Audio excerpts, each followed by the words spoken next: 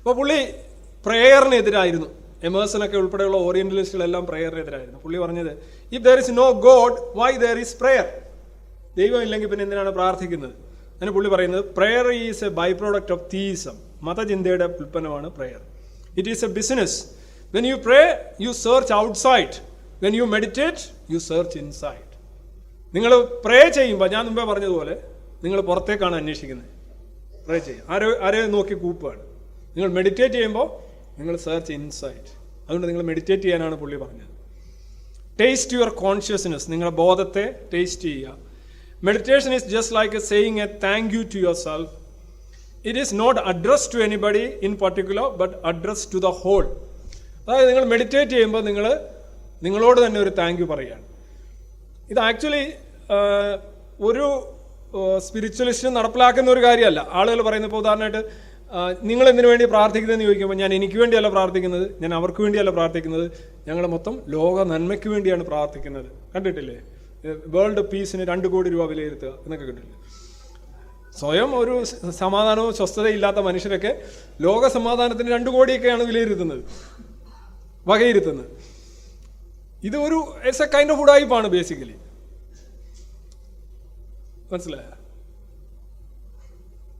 ഈ പ്രാർത്ഥിക്കുന്നത് എന്ന് പറയുന്നത് വല്ലവരോടും ചോദിക്കലാണ്. മെഡിറ്റേറ്റ് ചെയ്യുന്നത് നിങ്ങളെ അന്വേഷിക്കലാണ്. നിങ്ങളെ എന്താ ഇത്ര അന്വേഷിക്കാനുള്ളത്? നിങ്ങളെ അന്വേഷിക്കുകയാണെങ്കിൽ നിങ്ങളെങ്ങനെ ആദ്യം അന്വേഷിക്കേണ്ടത്? ഞാൻ പറഞ്ഞത് സ്വയം അന്വേഷിക്കുക എന്ന് പറയുന്നതിന് ഒരു കുഴപ്പമുണ്ട്. നിങ്ങളിപ്പോൾ ഇങ്ങനെ ജീവിക്കുന്നു, ഇങ്ങനെ ഇരിക്കുന്നു, എന്താണ് സംഭവിക്കുന്നത്? നിങ്ങളുടെ ഉള്ളിൽ സംഭവിക്കുന്നത് നിങ്ങൾക്ക് അറിയാം. എന്തുകൊണ്ട് ഇങ്ങനെ ഇരിക്കുന്നു? നിങ്ങളുടെ സെറിബ്രൽ കപ്പാസിറ്റീസ് എങ്ങനെ വർക്ക് ചെയ്യുന്നു, നിങ്ങളുടെ ഹൃദയം എങ്ങനെ വർക്ക് ചെയ്യുന്നു, നിങ്ങളുടെ ഡയാലിസിസ് എങ്ങനെ നടക്കുന്നു, നിങ്ങളുടെ സർക്കുലേഷൻ ഓഫ് ബ്ലഡ് എങ്ങനെയാണ് നടക്കുന്നത്, ഈ കാലിൽ പോകുന്ന രക്തം എങ്ങനെയാണ് തിരിച്ച് ഇവിടെ വരുന്നത്? അവിടെ വല്ല പൂക്കുറ്റി വെച്ച് കയറ്റുന്നതാണോ? ഇവിടെ പോകുന്ന രക്തം എന്തുകൊണ്ട് തല ഇങ്ങനെ നിൽക്കുമ്പോൾ ഇവിടെ നിൽക്കുന്നില്ല? എങ്ങനെ കാണുന്നതിൻ്റെ ഈ സാധനങ്ങൾ നിങ്ങൾ അറിയലല്ലേ? സ്വയം അറിയലെന്ന് പറഞ്ഞാൽ ശരിക്കും ഞാൻ മസ്തിഷ്കത്തിന് എത്ര ഭാവങ്ങളുണ്ട്, എത്ര കളർ ഏരിയാസ് ഏതാണ്, വിഷ്വൽ ഏരിയാസ് ഏതാണ്, ഹാർട്ട് മിടിക്കുന്നത് എങ്ങനെയാണ്, അപ്പോൾ അവിടെ അങ്ങോട്ട് പോകുന്നത് എങ്ങനെയാണ്. ഇപ്പോൾ നമ്മുടെ വിൻ പൈപ്പുണ്ട്, ശ്വസിക്കുന്ന ട്രക്കിയ, ഈസോഫേഗസ് ഉണ്ട്, അന്നനാളമുണ്ട്. ഇത് രണ്ടും ഒരേ രീതിയിൽ പോയിട്ട് ഒരിടത്തോട്ട് ആഹാരം ഒരിടത്തോട്ട് ശ്വാസം പോകുന്നത് എങ്ങനെയാണ്? ഇതിൻ്റെ ടെക്നിക്ക് എന്താണ്?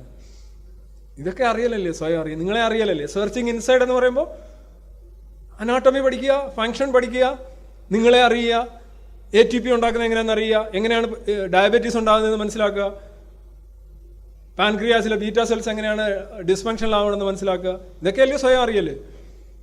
പാമ്പ് കുത്തിക്കഴിഞ്ഞാൽ എങ്ങനെയാണ് വിഷം വ്യാപിക്കുന്നതെന്ന് മനസ്സിലാക്കുക.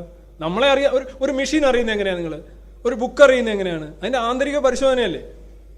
അതല്ല ചുമ്മാ ഇരുന്നിട്ട് ഇങ്ങനെ ഊഹിച്ച് ഇങ്ങനെ. ഇതാണ് a body is not fiction. നിങ്ങളുടെ ശരീരം എന്ന് പറയുന്ന ഒരു കെട്ടുകഥയല്ല. നിങ്ങളുടെ ഒരു ഫങ്ഷനും കെട്ടുകഥയല്ല. നിങ്ങളെ അറിയുന്നു എന്ന് പറയുന്നതിന് എനിക്കെതിരില്ല. പക്ഷെ നിങ്ങളെ ആന്തരികമായിട്ട് അറിയുന്നെങ്കിൽ അങ്ങനെയാണ് അറിയേണ്ടത്. അല്ലാതെ ഇതേപോലെയുള്ള കെട്ടുകഥകളിൽ അഭിരമിക്കുക എന്നുള്ളതല്ല. പക്ഷെ ഇതായിരിക്കും പലർക്കും താല്പര്യം.